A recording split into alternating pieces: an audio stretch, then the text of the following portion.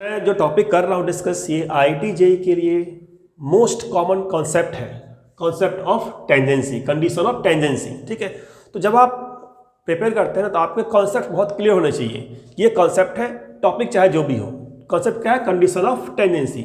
You know what is the equation of circle, you know what is the straight line. अगर आपको check करना है कि एक स्ट्रेट लाइन, एक सर्कल इंटरसेक्टिंग है या टचिंग है या फिर आउटसाइड है, हाउ यू विल चेक। ठीक है, तो कंडीशन ऑफ टेंजेंसी आपको सर्कल के लिए, पैराबोला के लिए, एलिप्स के लिए, हाइपरबोला के लिए, चारों के लिए करना है। और चारों का अगर आप स्टैंडर्ड इक्वेशन ले रहे हैं, जैसे यहाँ पे मैंने क्या लिया, this is the standard equation of circle, क्या कहते हैं इसको? Standard equation. तो for standard equation you have to memorise कि रिजल्ट क्या होता है। ठीक है, तो रिजल्ट क्या होता है वो मैं निकालूंगा यहाँ पे, फिर एंड में लिखूंगा, अदरवाइज आप फोकस नहीं करेंगे। तो एंड देखिए वीडियो को। अगर फर्स्ट टाइम आए चैनल पर सब्सक्राइब कर लीजिए। जेईई मेन के जितने भी कॉन्सेप्ट्स हैं, जेईई मेंस एडवांस, सभी के कॉन्सेप्ट डिस्कस करूंगा मैं एक वीडियो में, और प्रॉब्लम सॉल्विंग वीडियो अलग होगा जहाँ पे मैं इन्हीं कॉन्सेप्ट्स को यूज करूंगा। ठीक है, तो पहले देखते हैं कि टेंजेंट कैसे पता लगेगा कोई लाइन टचिंग है या फिर इंटरसेक्टिंग है। तो सेंटर से अगर आप परपेंडिकुलर डिस्टेंस दें किसका, जो टचिंग वाला है उसका, ठीक है, परपेंडिकुलर डिस्टेंस, तो सेंटर से टचिंग वाले लाइन का परपेंडिकुलर डिस्टेंस क्या होगा? r के बराबर।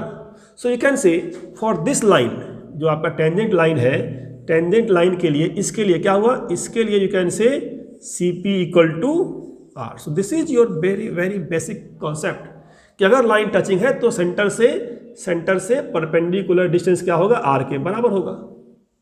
इसका मतलब अगर लाइन इंटरसेक्टिंग है तो इसके लिए क्या हो जाएगा कंडीशन?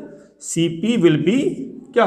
C से जो ये जो पॉइंट हो जाएगा, मान लीजिए जिसको P बोल देंगे, तो CP will be less than R। तो CP अगर लेस देन R है दैट मीन्स क्या? वो सीकेंट है, दिस इज कॉल्ड सीकेंट।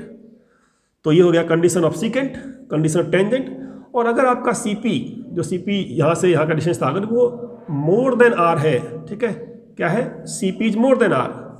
ठीक है, for this line CP will be more than R, so you can से आउटसाइड। ठीक है, बस आपको सेंटर से लाइन का परपेंडिकुलर डिस्टेंस निकालना चाहिए।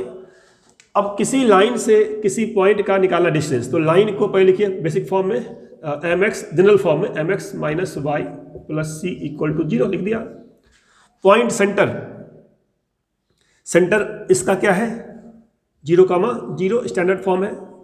तो 0,0 से मुझे निकालना है परपेंडिकुलर डिस्टेंस CP। ठीक है, तो 0,0 से इस लाइन पे निकालना है परपेंडिकुलर CP। तो CP की जो वैल्यू आएगी वो कितनी आएगी वो देखते हैं। CP इक्वल टू क्या करना है? 0,0 से इस इक्वेशन पे आपको लिखना है परपेंडिकुलर। तो फॉर्मूला क्या होता है कि जिस पॉइंट से आपको निकालना है परपेंडिकुलर, वो पॉइंट आप उस लाइन में रिप्लेस कर देते हैं। तो जो 0,0 रिप्लेस कर देंगे कहाँ पे? x और y की जगह पे। तो क्या हो जाएगा? m इंटू 0 माइनस 0 प्लस में c, और डिवाइड में क्या आता है? स्क्वायर रूट के अंदर कोफिशिएंट्स किसका? x का और y का, तो m का स्क्वायर। तो ये कॉन्सेप्ट के साथ साथ आपका स्ट्रेट लाइन का ये distance between the point and line भी आ गया साथ में। ठीक है, डिस्टेंस है तो क्या लगाएंगे? मॉड लगाएंगे। This is the CP। अगर आपको टेंजेंट चाहिए तो क्या होगा? This CP should be equal to R। तो फॉर टेंजेंसी आप इसे R के बराबर कर देंगे, CP इक्वल टू R। इसको सॉल्व करना है आपको। अब सॉल्व में तो यहाँ 0 ही है, C है, तो mod of C, so you can say mod of C ऊपर डिवाइड बाय क्या? स्क्वायर रूट ऑफ क्या आ गया ये? m square plus 1 equal to R। ये स्क्वायर रूट है, square root already positive value देता है, आउटपुट हमें देता है, तो no need to take mod here, you can take mod here only. ठीक है, क्योंकि this term can be negative depending on the value of C। So you have got mod C, this R।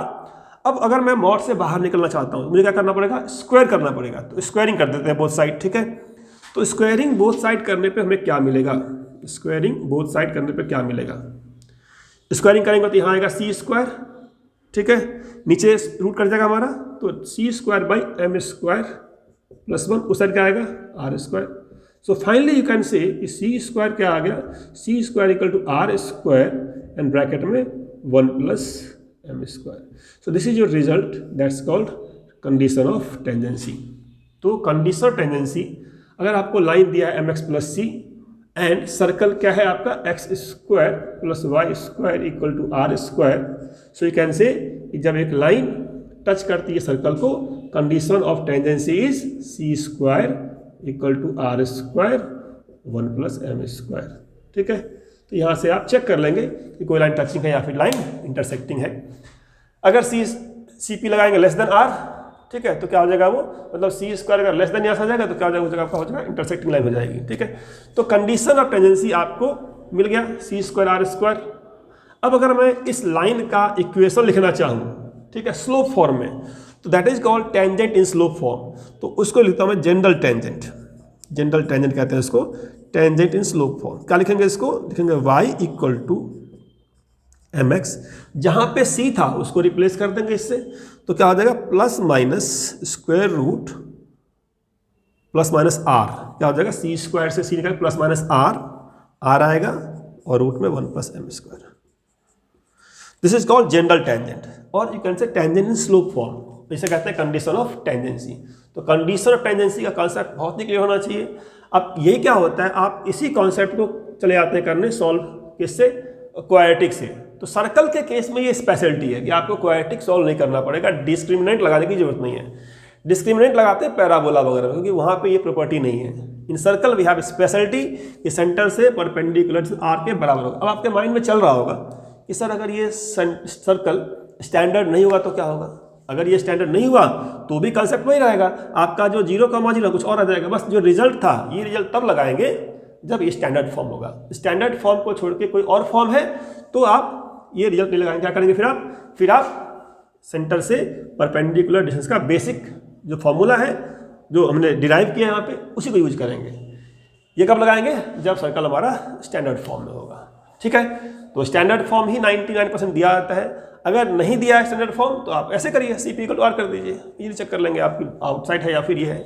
अब इस पे जो questions आते हैं ना, आपको सर्कल दे देगा नॉन स्टैंडर्ड, सेंटर निकाल लेंगे। ठीक है, लाइन दिया रहेगा, डिस्टेंस निकाल लेंगे। अगर बोल दिया इंटरसेक्टिंग है, ठीक है, तो इंटरसेक्टिंग में क्या हो जाएगा, इंटरसेक्टिंग में आप कर देंगे C P less than R, solve करेंगे, वहां से कंडीशन आ जाएगी। ठीक है, तो चलिए ऐसे बहुत सारे कॉन्सेप्ट्स हैं, जैसे मैंने सर्कल किया है वैसे पैराबोला भी करूंगा, हाइपरबोला भी करूंगा। अगर फर्स्ट टाइम आए हैं सब्सक्राइब कर लीजिए। मिलते हैं नेक्स्ट वीडियो में। Thank you very much.